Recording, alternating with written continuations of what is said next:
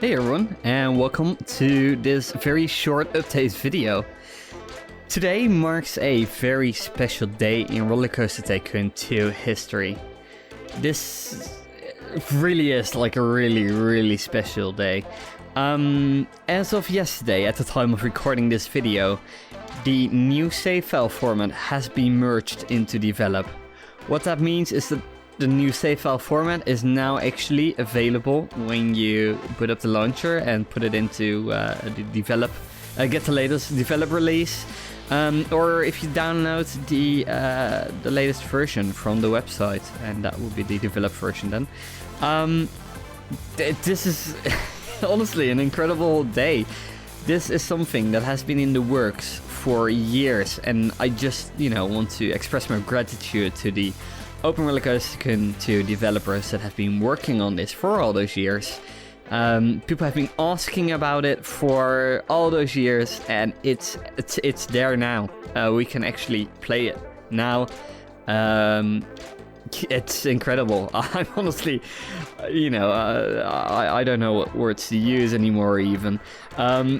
Basically, for those that are not really aware of what is going on, Rollercoaster Tycoon 2 is quite an old game by now. Well, not really that old, but it was made in a fairly, very classical way, so to speak, to not get into too much details, basically. There were a lot of limits in the game. There are a lot of limits in the game. The park size is fairly limited, though it is pretty large, as you can see when you look at Magic Towers Resort, which is the maximum park size that you can get in vanilla Rollercoaster Tycoon 2. But on top of that, the number of scenery pieces, like the types of scenery pieces that you could choose, were limited. The types of rides that you could place in your park were limited. And on top of that, there were just a bunch of other limits, even how many scenery pieces you can actually place, how many rides you can place, all that sort of stuff. And as of today, those limits have been increased to such a degree that they are not going to matter anymore. You can now open up Rollercoaster Tycoon 2, open RCT2 I should say, and create a new park that is absolutely massive. You probably can't play in that because the performance is now a thing again. If you have a park of maximum size now, that is completely filled, which I don't think anyone will ever do, to be honest, because it's so large. You can't actually, you probably can't even play in it. Like, the performance just wouldn't allow you to.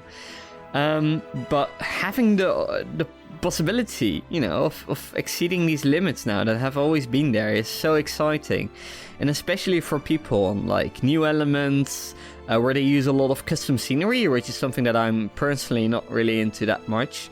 This is a game changer, because now they can use more types of scenery pieces. We can all use more types of scenery pieces. Place a lot more of them in the park, which is a limit that a lot of people run into, especially with custom scenery. There is a set number of items that you can place in your park. Once you run out, well, that's it, basically. You can now go past that, or at least it's now such a high limit that you're unlikely to run into it.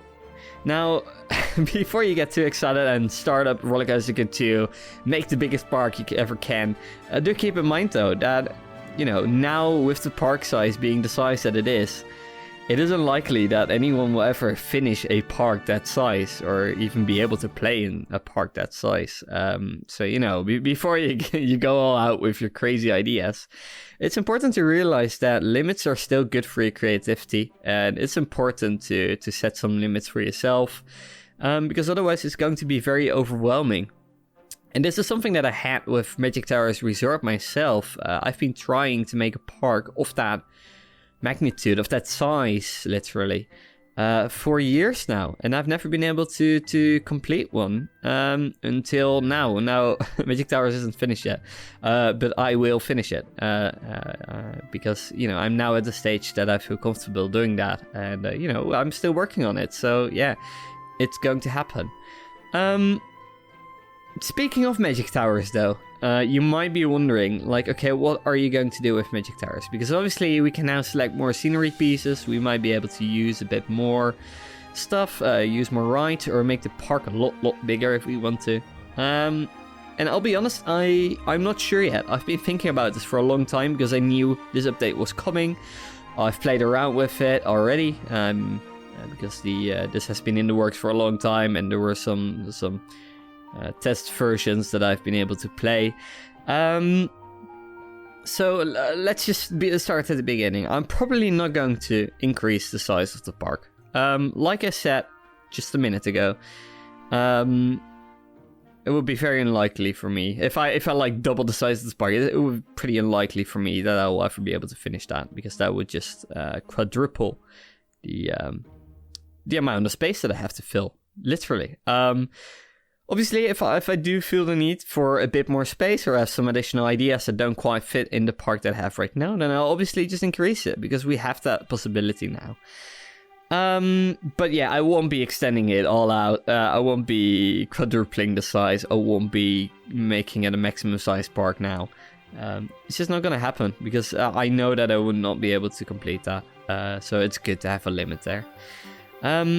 As for scenery, no, let's start with rides, because that's an easier one. As for rides, yeah, I will make more rides available in my park so that we can have more variation. That's a very obvious thing to do. The amount of rides that you can have is relatively limited, or you end up selecting rides that you might not really need, or only select for the track texture. So it's good that we now can have more ride variations. There's nothing stopping me from selecting all the rides I need. That doesn't mean that I now will be enabling every single ride in the object selector. But as we go along and we feel the need for additional stuff, we can add those. So obviously I have to keep in mind as well, like the menus might become a bit too much to handle if I just select everything. Just to really quickly explain that. The same goes for scenery though. And there are two parts to this. So first of all, I will definitely select more scenery variety if I need it. If I know something is available and I know I don't have it selected, I'll select it, I'll use it. Right now we have a pretty good scenery selection. I've been practicing this for years now, but I know what items are in the game, and I know which ones I end up using. So the selection that I have right now is pretty good. But I feel the need for adding more items than I can. Now, the big elephant in the room, for me at least, is expansion packs. Let's start off by saying I hate the expansion packs. They are, generally speaking, of very poor quality. No offense to the creators, but the people that have worked on it did not do the greatest of jobs in making sure that it sticks to the style of the original games. And I think that really hurts the expansion pack pieces. A lot of them are not really usable because of that.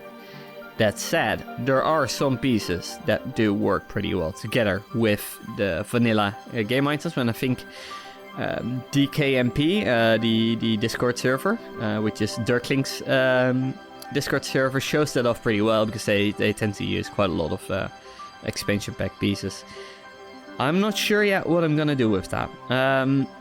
I feel like it might be nice and good, and this is definitely something, if I were to start a park now, I would definitely allow myself to use expansion pack pieces. I have already made selections of expansion pack pieces that I would feel comfortable using, that I think are okay enough to be used, basically. I sound like such a purist, but oh well. But for Magic Towers specifically, I'm not sure yet. Right now, we have only used vanilla pieces. I'm not sure how it would affect the park if I now start using expansion pieces.